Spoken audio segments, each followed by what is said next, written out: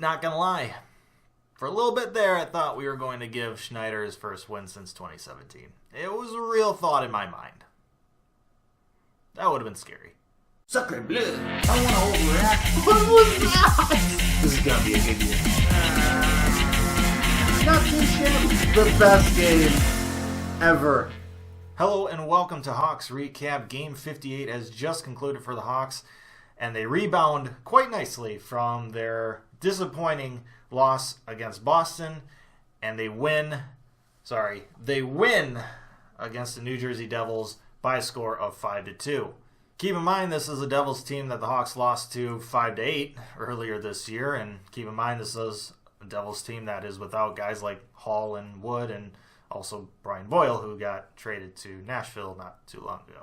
But in that first period, it looked like it was going to be a copy of the previous meeting between these two teams. Severson scores 7 minutes in, and then Zajac scores a power play goal with about 3.5 minutes left to go in the first period. And honestly, it's 2-0 in favor of the Devils, but it easily could have been 3 or 4-0 at that point if it wasn't for Cam Ward making absolutely brilliant saves throughout that first period.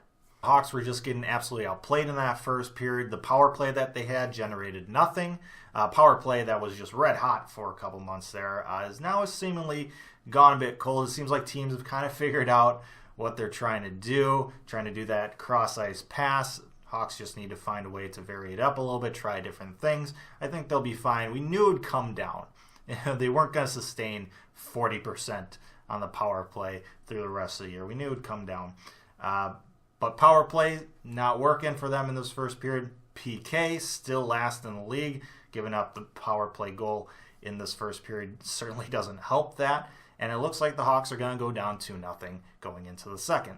Then with a little under 2 minutes left to play in the first period, Dylan Secure with the puck does a great job holding on. There's a delayed penalty, gets knocked over, puck is loose, but Patrick Kane coming onto the ice as the sixth man, extra man, picks up the puck, makes a little juke, nice juke to get away from a defender. Showtime there, creates some separation, puts the puck on net. Great screen by Anisimov, and the puck goes in, lifts the spirit of the crowd, lifts the spirit of the team. Hawks cut the lead in half, and it looks like Corey Schneider has a little bit of doubt now that maybe this wasn't going to be the night that he, snaps his cold streak. Honestly, from that point forward, it seemed like the Hawks just played much better. They just flipped a switch or something. First shift of the second period, top line comes out, Taze, Kane, Kajula, forecheck, pressure. Devils turn the puck over. Kane, nice little redirect pass to Kajula, who picks it up with some open space, some room, and he just curl drag and kind of outweights Schneider a little bit, creates an angle, and then just snipes the puck. Top right corner. I mean, Thin Mints there, peanut butter there. That was a shot. That was a Taze and Kane type of level shot. That was something else. That was sweet. So just like that, the game is tied at 2. Hawks have momentum. Then with a little under 7 minutes left to go in the second period, Patrick Kane picks up the puck, and it's an odd man rush. Now the Devils do a great job cutting him off and not giving him space, but Patrick Kane, being the Showtime guy he is, does a great job keeping the puck alive and in possession of the Hawks, dishes it off to Cuckoo, who then kind of has I would say a 2-on-1 type of situation, although it wasn't technically 2-on-1. But he looks off the goalie, looks off the defender, and then just lays it on a tee for Taze. Cross ice, one-timer. Taze buries it. And Hawks are up 3-2. The third period would be a little testy for the Hawks, as the Devils would get 19 shots in that period, but the Hawks would find a way to increase their lead. 6.5 minutes left to go in the game. They increase it to 4-2. Win the face-off in the offensive zone. Gustafsson gets at the point. He puts just a wrist shot on goal from the blue line. And Corey Schneider, being a goalie that hasn't won since 2017, this is a goal that type of goalie on that type of cold streak gives up. Just absolutely juicy rebound, a type of rebound you can't give up from a shot like that. Rebound comes right to Anisov's stick. He pots it home, and the Hawks now have a 4-2 lead and seemingly have this game wrapped up. However, shortly after that, the Devils would get a power play with a great chance to make this a 1-goal game. But the Blackhawks would get a chance. Brandon Saad gets the puck, tases off to the races. It's a 2-on-1 opportunity, and they're going to take that chance every time. Just an incredible individual effort from Brandon Saad. He takes it all the way to the net because Taves was getting covered. The pass was not there. Takes it to the net. Schneider stops the first one, but he follows it up, puts it 5-hole underneath Schneider, and even though the Hawks power play didn't score, the penalty kill unit gave up a goal. They get a shorty, so they kind of make up for it. They make it 5-2. Instead of this being a possible 1-goal game, they increase their lead to 3 goals and definitely put this game away. Hawks win 5-2.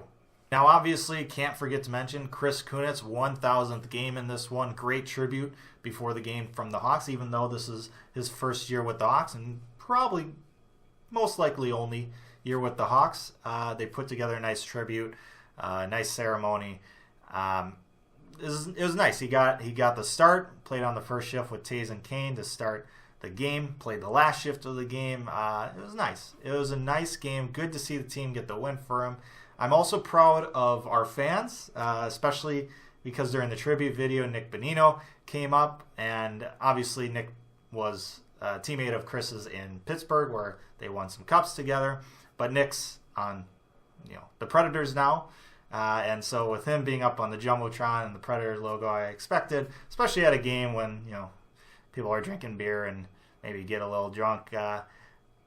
You could have some idiots just booing at that time, and I'm really proud of our fans that nobody did that. So that was fun. That was good. 8th win in 9 games for the Hawks. Cam Ward, absolutely spectacular in this game. Been absolutely spectacular the last 5 games he's played. Hawks gave up 43 shots in this one. Another game where they've given up over 40 shots, and I keep saying it, even though now they're within 2 points of the wild card, they're not going to make the playoffs. This team is just not going to make the playoffs, especially if they keep giving up 40 shots on goal. It's going to come back to bite them. It's going to come back to bite them. You can't expect goalies to just keep bailing them out. It's just not going to happen. But on a positive note, we finally caught back up to our pace from last year. If you look at this graph here, you'll see the blue line represents last year and our point total through so many games, and then the red line indicates this year. We finally caught up and actually are now beating our pace from last year. As you can see, it was a struggle for most of this season, but we've caught up, and this team is playing the right way, or they're getting the results, I should say. And it'll be interesting to see if they continue this way or if maybe they fall off a little bit again.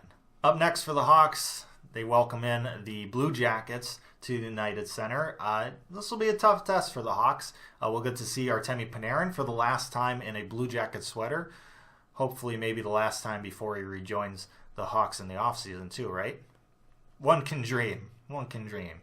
I'm going to wrap this video up with that said. As you can probably tell, I'm still not 100%, still feeling a little under the weather, so thanks for bearing with me in that regard. Let me know your thoughts down in the comments section below. Like, share, and subscribe. I appreciate that as always, but most importantly, stay safe, make good decisions, and I'll see you next time.